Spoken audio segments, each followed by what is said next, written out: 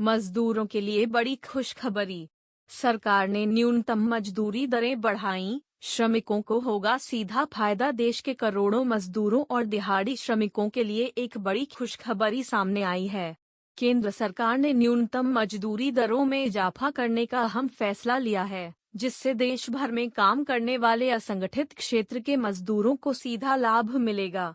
बढ़ती महंगाई और रोजमर्रा की जरूरतों के खर्च को देखते हुए यह कदम उठाया गया है।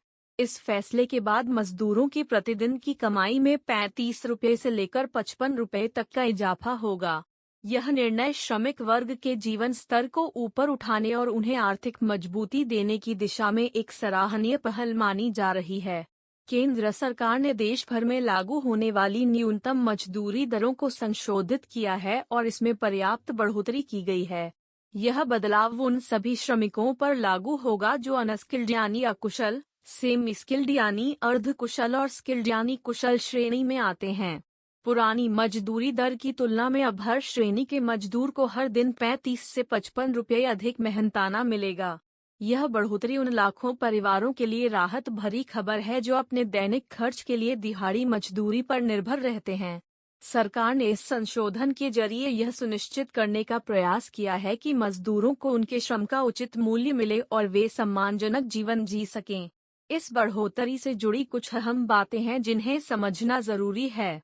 सबसे पहली बात तो यह है कि यह बढ़ोतरी केवल एक या दो श्रेणी के मजदूरों तक सीमित नहीं है, बल्कि सभी स्तर के श्रमिकों को इसका फायदा मिलेगा।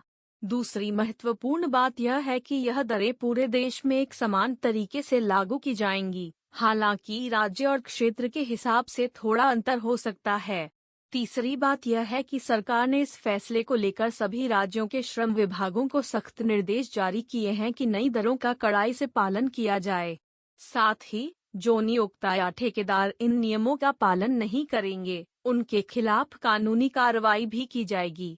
चौथी बात यह है कि यह बढ़ोतरी महज एक घोषणा नहीं है, बल्कि इसे तत्काल प्रभाव से लागू कर दिया गया है।